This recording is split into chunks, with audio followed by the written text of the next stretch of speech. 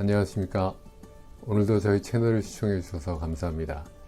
우리 한국인들에게는 잘 알려져 있지 않은 밀교에 대해서 흥미로운 밀교의 가르침, 열애, 보살, 그리고 밀교를 일본에 전파한 공예대사에 대해서 소개해 드리는 시간입니다. 오늘은 밀교를 일본에 전파한 공예대사에 대한 일대기 5번째 편입니다. 우선 지난 4편에 말씀드린 내용을 간단하게 한번 요약해 보겠습니다. 대학 생활에 염증을 느낀 국가에는 어떤 떠돌이 수행생에게 전해들은 허공장 구문지법을 수행하기 위해 시코쿠섬 일대를 찾아다니면서 수행을 합니다. 그러다가 어느 해안가 동굴에서 금성이 입에 들어오고 하늘과 땅이 일체화되는 체험을 하게 됩니다. 이 체험을 영성례영이라고 후세에서 칭하게 되죠.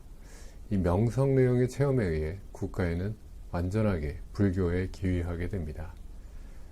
출세의 길이 막혀있던 대학에 희망을 갖지 못하고 1년 남짓 만에 대학을 그만두게 되죠. 당연하게 가족들은 반대를 했지만 예나 지금이나 자식 이기는 부모는 없는 법이죠. 어찌되었거나 국가에는 대학을 관두고 수행 중에 떠오르는 망상이나 잡념이나 잠재의식을 어떻게 컨트롤하면 좋을지 불교의 명상법이나 교리를 본격적으로 배우고 싶어지게 됩니다. 당시 국가에가 주로 다니던 절이 대안사였는데요. 그 대안사에는 근조라는 스님이 계셨습니다. 국가에는 근조를 찾아가 여러 가지 얘기를 나누게 되죠. 근조는 국가의 뛰어난 현명함, 체력, 정신력 등이 남다른 것을 알았기에 국가에게 정식으로 스님이 되어 불교의 가르침과 수행에 전념하기를 권합니다. 그래서 국가에는 20세인 793년 근조에 따라 삭발 수계해 대안사 소속의 삼위승이 되고 그때 받은 법명이 교회가 됩니다. 삼위승이 된 국가에는 여러 절들에 왔던 스님들과 교류를 하며 불교의 가르침을 익히게 됩니다. 스님이 된 청년 국가에게 신기한 일화가 하나 있습니다. 젊은 스님 국가에는 당시의 명승이나 고승에게 불교의 가르침을 들었지만 도저히 만족할 수가 없었습니다. 뭔가 잘 모르는 부분이 있지만 그것을 명확하게 알고 있는 사람은 없었던 거였죠. 국가에는 불교의 가르침에 매우 목말라 있는 상태가 됩니다. 나는 가르침을 어디서 배워야 할 것인가? 나는 아직 갈 길이 너무 먼데.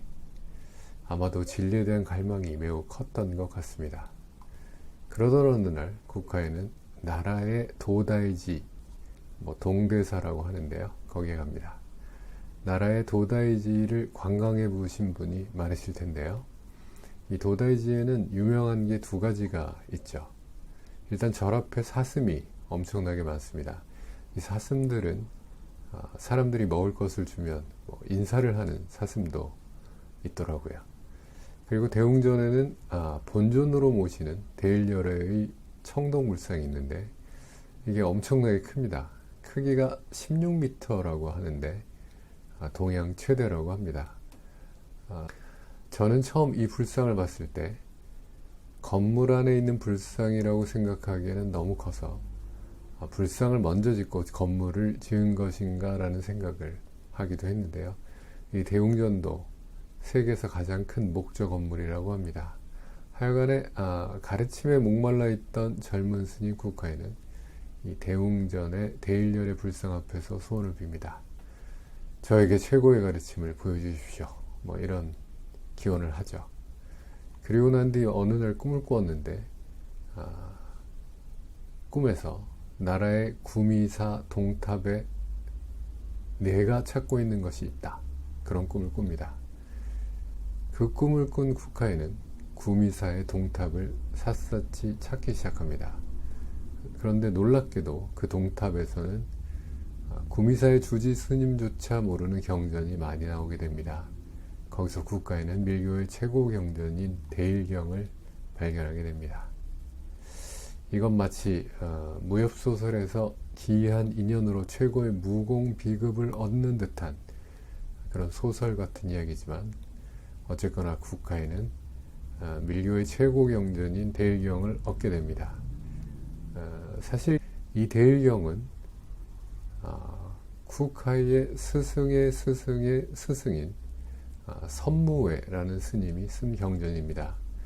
선무회는 인도인이었는데요. 스승의 명령으로 당나라에 갑니다. 밀교를 전파하라는 스승의 명에 80세쯤에 당나라로 오게 되죠. 당나라에 와서 허공장 구문지법을 번역합니다. 그리고 87세에 대일경을 한문으로 번역하게 됩니다. 그리고도 무려 12년을 더 살아서 99세에 입적을 합니다. 우리가 요즘에 100세 시대라는 말을 많이 하는데요. 인생은 60부터라는 말도 무색하게 할 정도로 이 선무회는 왕성한 노년을 보낸 거죠. 하여간에 국하이가 훗날 자신의 스승의 스승인 선무회가 번역한 허공장 구문지법을 통해 불교에 입문하게 되었고, 가르침에 목말라 있을 때 선무회가 만든 대일경을 얻었다는 것은 어떤 의미에서는 모두 우주의 계획이었을 것 같다는 생각이 많이 듭니다. 대일경을 얻은 국하에는 밀교에 대해 공부를 하게 됩니다. 그러나 그 대일경에는 도저히 국하이로서는 이해할 수 없는 부분이 많았죠.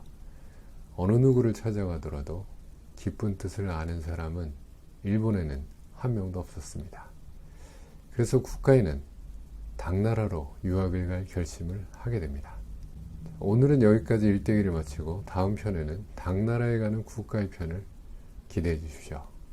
마지막으로 한국에서 진원밀교를 배우는 분들을 대상으로 한 공예대사의 채널링 메시지를 듣도록 하겠습니다. 밀교 공부를 하지 않으시는 분들이라도 들어보시면 의미가 있는 메시지라고 생각합니다. 시작하겠습니다.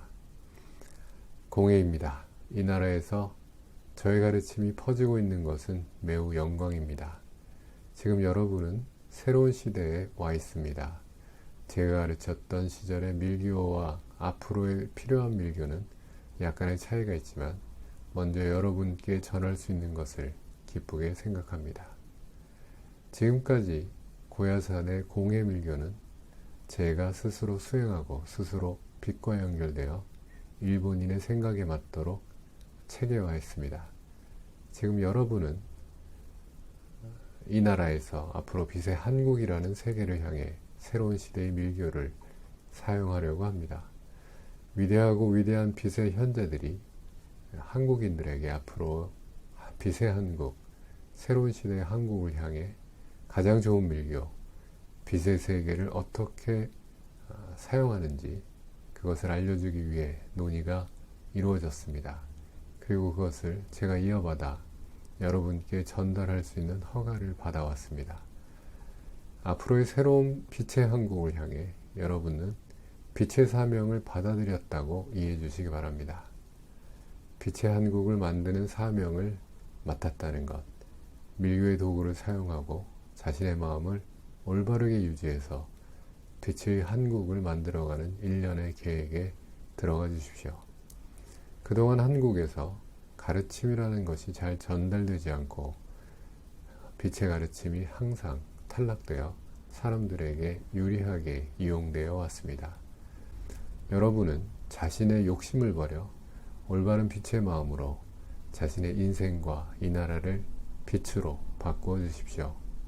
올바른 빛의 사용법을 이해하고 지금까지 배워왔던 밀교를 기본으로 해서 한 사람 한 사람의 인생과 이 나라의 흐름이 빛의 흐름에 어울리도록, 그리고 영혼이 올바르게 진화하도록 본래의 빛의 사용법을 배워가 주십시오. 그것은 여러분이 지금까지 이해해왔듯이 깨달음을 구하는 데서 시작합니다. 깨달음을 얻음으로써 자신이 단순한 인간이 아니라 빛의 세계에서 내려온 인간이라는 것, 빛의 세계에서 내려온 것을 이해하는 사람은 빛을 사용해서 사람들을 일깨우는 역할이 있다는 것을 알아차리고 자신에게 흘러오는 빛을 사용해 사람들을 일깨우고 사회를 빛으로 채워가는 것이 역할입니다. 한국에는 빛을 멈추게 하는 구조가 여러 곳에 만들어져 있으며 빛을 내보내려고 해도 곧바로 멈춰버리는 구조가 만들어져 있습니다. 여러분들이 평범하게 상식적으로 살면 빛이 흐르지 않게 됩니다. 일상생활 속에서 뭔가 이상하다고 느낀 것에는 빛이 흘러가지 않고 빛이 멈춰버립니다. 모처럼 좋은 아이디어가 나와도 무시되어 버리고 다른 사람에게 이용되어 버리거나 혹은 그들에게 유리하게 바뀌어 버리는 이런 작용 때문에 본래의 빛이 사람의 욕심의 에너지로 바뀌어 버립니다. 이 1000개의 빛이 인간의 욕심으로 사용되는 이 구조를 철저하게 정화할 필요가 있습니다. 제일 먼저 여러분에게 주어진 미션은 자기 자신에게 하늘에서 빛이 내려왔을 때 그 빛을 자기 욕심으로 바꾸거나 자신에게 유리하게 바꾸는 것이 아니라 하늘에서 내려온 빛을 그대로 내리고 실행하는 것. 자신에게 내려진 미션을 올바르게 받아들이고 올바르게 이해하고 올바르게 행동함으로써 자신의 빛이 정착됩니다.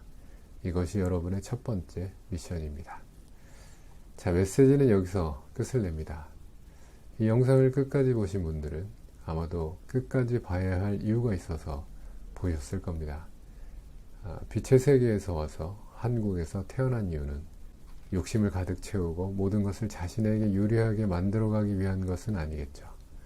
한국을 아름다운 빛으로 가득 채워질 수 있도록 우리 모두 올바른 말과 올바른 행동과 올바른 생각으로 나아가면 좋겠습니다. 오늘도 끝까지 시청해 주셔서 감사합니다. 네이버 블로그나 다음 카페 빛의 아갈등에 방문해 주시면 밀교 배움에 대한 다양한 글들이 많으니 읽어봐 주시기 바랍니다. 감사합니다.